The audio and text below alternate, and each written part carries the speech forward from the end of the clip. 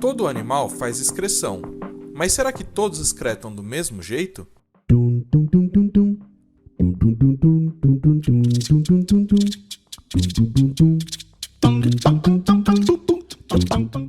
Bem-vindo, alunos e curiosos de plantão. Meu nome é Tarek e hoje nós vamos falar sobre a excreção dos animais.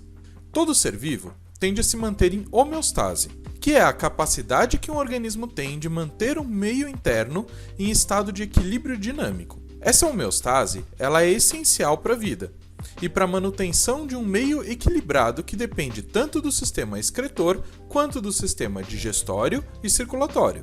Nos animais que têm sistema circulatório, as substâncias que devem ser removidas são transportadas pelo sangue. Então, a gente pode dizer que o sistema excretor funciona de modo que mantém praticamente uma constante na composição do sangue. Então, eu vou dividir a aula em duas partes. Primeiro, a gente vai falar dos animais invertebrados. Depois, nós vamos falar dos animais vertebrados. Começando então com os animais invertebrados. Na verdade, antes dos animais, vamos falar sobre os protozoários, que têm a excreção por difusão simples. Mas, alguns protozoários de água doce apresentam outro tipo de excreção. Neles, existe uma estrutura que se chama vacúolo contrátil ou vacúolo pulsátil, que tem principalmente a função de remover o excesso de água que entra na célula pela osmose. Entrando nos animais, nós temos primeiro o filo porífera, que são as esponjas, que são organismos que pertencem a um grupo que não possuem sistema excretor. A excreção sai das células por difusão, em direção à cavidade que se chama espongiocele. Depois dessa cavidade, ela sai por uma abertura que se chama ósculo. O fluxo de água provocado pelo batimento flagelar dos coanócitos vai fazer com que esse movimento sempre continue. No filo quinidária, a excreção ela pode ocorrer de forma semelhante aos poríferas, eliminando os rejeitos através das paredes do corpo, porém sendo captado pela cavidade gastrovascular e dessa saindo pela boca, que é circundada por alguns tentáculos. Já os plateumintos têm a remoção das excretas através de um órgão chamado protonefrídeo, que é basicamente um sistema de túbulos interconectados em duas redes tubulares laterais coletoras de excrementos. Eles são coletados e eliminados para o exterior do organismo, saindo geralmente pela boca.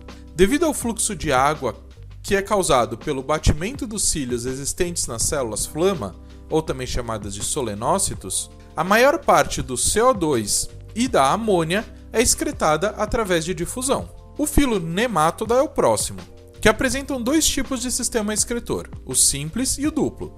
O simples aparece nos nemátodas de vida livre e é constituído de uma grande célula ventral e anterior com um ducto que se abre posteriormente à linha mediana.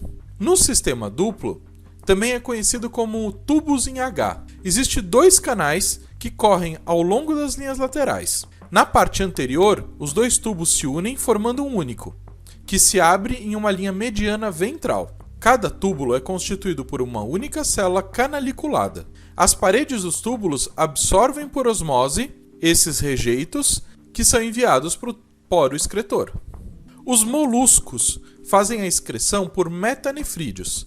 Cada uma dessas unidades constitui um duto com duas aberturas, uma delas em um funil ciliado, atuando para a filtragem do líquido celomado, e a outra por onde os excrementos são eliminados. Nos anaelídeos, eles vão apresentar cada segmento do corpo com um par de túbulos chamados metanefrídeos, com extremidades abertas, uma delas voltada para o interior e a outra para o exterior do organismo, comunicando a cavidade celomática com o meio ambiente. Eles liberam geralmente água, amônia e CO2. Os artrópodes têm algumas divisões. Nos insetos, o sistema excretor ele vai ser de acordo com subdivisões do próprio grupo. A maioria deles e os miriápodas têm a captação de resíduos metabólicos recolhidas através de um sistema de túbulos chamados túbulos de Malpighi. Nos aracnídeos, além desses túbulos de Malpighi, nós temos um conjunto de glândulas chamadas glândulas coxais. E nos crustáceos, a função das glândulas coxais é desempenhada por um complexo chamado glândulas verdes. Normalmente os artrópodes liberam ácido úrico. Por fim, o filo Echinodermata é um grupo que tem o aparelho excretor ausente sendo que as partículas e substâncias excretas são difundidas pela água circulante do sistema hidrovascular.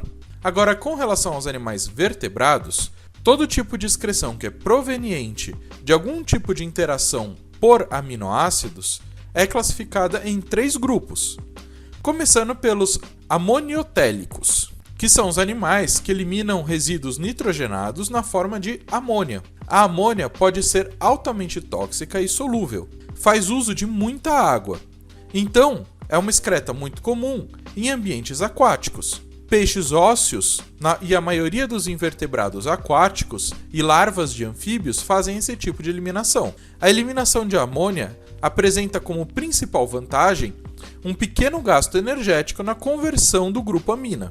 O segundo grupo são os ureotélicos, que são animais que excretam ureia. A ureia, por ser menos tóxica em relação à amônica e não tão insolúvel em relação ao ácido úrico, é adaptada para o meio terrestre, sendo a principal excreta utilizada por mamíferos, já que nos placentários a excreta tem que passar dos fetos para a mãe via placenta.